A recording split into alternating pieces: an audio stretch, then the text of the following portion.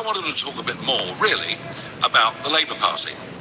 Now, they, of course, right now are absolutely terrified of reform. And if you think the Conservatives had a bad day on May the 1st, arguably, Labour did even worse. We completely wiped them out in County Durham, in many other parts of the East Midlands and elsewhere. And now, I have to say, they've decided they'll turn their guns on me. And every PMQs now, we see an obscure backbench Labour MP get up and ask the Prime Minister a question. Is it true that the honourable member from Clacton is a complete rotter? To which the PM says, oh, well, of course he, supports Putin and wants to abolish the NHS. And I have to sit there, and I've got no means of actually answering back or fighting back in any way at all. I think even without reform, this government is off to the worst start of any government since Eden and the Suez Crisis in 1956. They are collapsing in terms of support. Their response to us is just to turn on the Labour lie machine. And I think today, perhaps it's just a little opportunity for me perhaps to answer some of that. Reform really are now the party of working people. One of the arguments I made in the run-up to May the 1st was that many of our voters are people with alarms that go off at 5 o'clock in the morning. They go off to work. They work damned hard. Whether they're working for companies, whether they're trade union members, whether they run their own businesses or act as sole traders. They're the people that are voting for us. And the great divide that is opening up in British society is between those that get up and go to work, pay an ever-increasing tax burden, feel ever more hampered by government, and their next-door neighbours who choose to do nothing, but actually have a very similar standard of living. That is becoming increasingly a massive problem in this country. But I also think that Labour have a problem with their personalities. The Chancellor of the Exchequer, Rachel Reeves, I don't think I've ever seen anybody so hopelessly out of their depth at any point in my professional or political career. And the idea that we were going to get this 10-year Bank of England economist, and of course she was dubbed by my colleague Lee Anderson as Rachel from accounts, which actually wasn't accurate, because it's Rachel from complaints.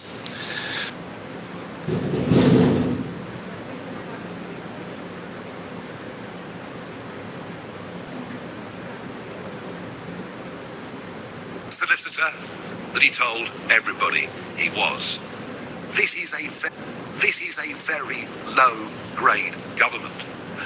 And unless you have successful private business, employing people and paying taxes, you cannot have an effective functioning society. And it is, to me, truly astonishing that of all the 25 men and women in the cabinet, not a single one has ever set up or run a private business.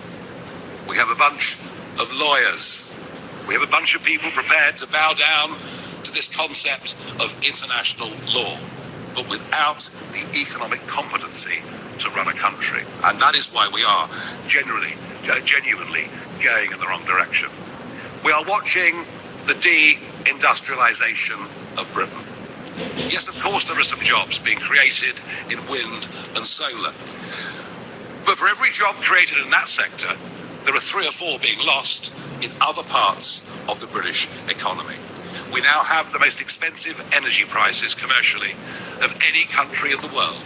And yet the net zero mania, and it isn't just Miliband, well, we know he's away with the fairies, but it's all of them are committed to this policy, just as the Conservative Party were when Boris Johnson and others led them before. I find it extraordinary also to witness the exodus. The exodus in London and in some other parts of the country is now in full flight. The number of people I know, and I'm talking about successful, hard-working, entrepreneurial people. I'm talking about people that have taken great risks in their lives, created a lot of jobs, and paid many millions, or in some cases, tens of millions in tax. They are leaving. they're leaving our country at a very, very rapid rate. It's the biggest brain drain we've had since the 1970s, and yet no one seems to have woken up to it. And there is absolutely no contradiction in saying that we are the party of workers, but also the party of entrepreneurs. The two can't survive and exist and succeed without each other. And then we come to the Prime Minister himself, and whilst I don't bear him any personal grudge, I don't think there's any malice in him at all, it's clear to me this man doesn't believe in anything. Now, it's quite extraordinary that for over a year it was obvious that Starmer would become our Prime Minister. You would have thought there was a plan. You would have thought there was a passion.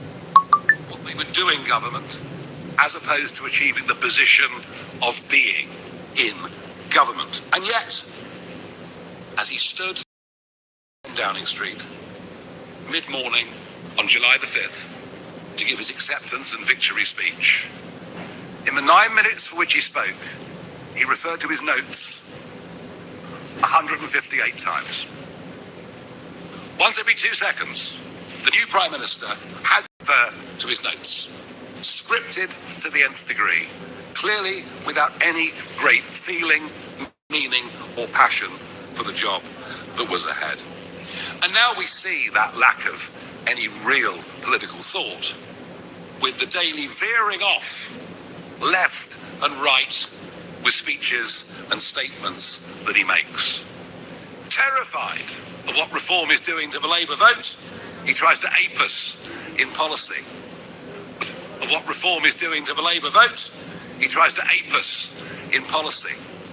The problem is, when he does, nobody actually believes him, given his own record.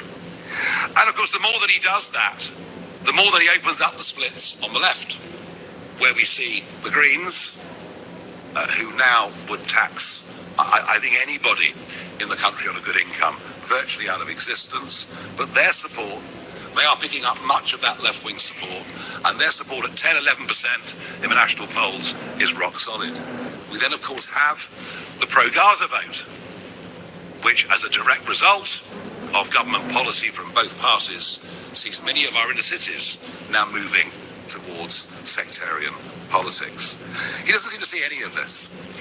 But if the Prime Minister believes in anything, then he believes in this concept of international law.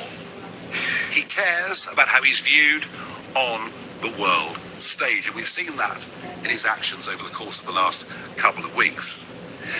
This Prime Minister has no connection with working people, no connection with what we used to call working class communities. He doesn't understand what it's like to get up at 5 o'clock in the morning and go out and work physically hard for the day. He doesn't seem to understand that the tax, cost of living, energy bills have meant that people genuinely have had a lower standard of living quite consistently over the course of the last 10 years. He has absolutely no conception, as part of the North London set, of the genuine damage to community that has been done by mass immigration over the course of the last 25 years. And it was interesting that in his 5 key priorities for government, immigration, whether legal or illegal, wasn't even mentioned. And if he thinks that having a net migration figure of 431,000 in his first year in office is some kind of victory, well, I'd remind him that is a city the size of Bristol. And the fact that he's made one speech that someone wrote for him to try and counter this won't change a thing. The idea that it will smash the gangs is already reduced to a farce, as over 800 young men came into our country last week. I've done my best to urge him to declare this an emergency situation. He refuses to do so. And I find it odd that 3 terrorists, 3 men who were going to blow up the Israeli embassy, who entered this country by small boats and were picked up by the authorities a couple of weeks ago. I find it extraordinary there isn't a greater debate about the threat to our national security that has been posed in the English Channel. But if Starmer doesn't get it, and if the Conservatives don't get it, and if much of mainstream media don't get it, let me tell you something, the country does. Out there, the country does. They can see that what is happening is unfair, they can see that it's wrong, but they can also see that it is also damn dangerous. But Starmer, of course, will do nothing about it. And his second speech in Parliament as Prime Minister, where he declared his love for the European Court of Human Rights and its convention. His leadership, frankly, is dismal. It is uninspiring. It is disconnected from real life. It is, in my view, unpatriotic. And now, even opinion polling today suggesting that over half the country thinks his leadership, frankly, is pointless. Now, he has challenged me to a head-to-head debate sometime between now and the next general election. The last time this happened to me was Nick Clegg, when he was Deputy Prime Minister. So, I'm very, very happy, Prime Minister, to accept this invitation, but I don't really want to wait for 4 more years. And you and your deputy and others are saying, no, it's Labour that are the party of working people, not Reform. Well, why don't we test it out? I've got a great idea. Why doesn't the Prime Minister and I go to a working man's club somewhere in the Red Wall, and we'll sit there and we'll let them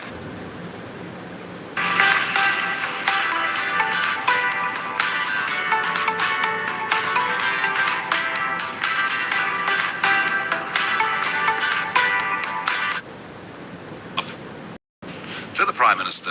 Let's go to one of the former mining communities. Let's go somewhere that Labour have held the seat pretty much consistently since 1918. Let's, whether the Prime Minister will enjoy a few beers with the lads and do the Channel 4 racing that afternoon, I'm not sure, but I'm very, very happy. We built this party around 3 key principles. Things that we think need to be fought for and defended. Things that we think most people in this country hold the dearest in their hearts. And that is, of course, family, community, and country. And that is why we believe lifting the cap is the right thing to do. Not because we support a benefits culture, but because we believe for lower paid workers, this actually makes having children just a little bit easier for them. It's not a silver bullet. It doesn't solve all of those problems, but it helps them. And some will tell you, well, Nigel, this is not actually a popular policy in the country, but then I've never ever spent my time being a populist politician. I've nearly always spent my career pushing arguments that were minority opinions and trying to make them into majority opinions. I think we've lost our sense of focus of just how important family is. And I want to emphasise that this is aimed at British families. It's not aimed at those that come into the country and suddenly decide to have a lot of children. And it's the right thing to do. Now, we need to go much further. We need to go much, much further. Because one of the problems is a lot of people who want to go back to work, and it's normally women. It's men in some cases, but it's normally women.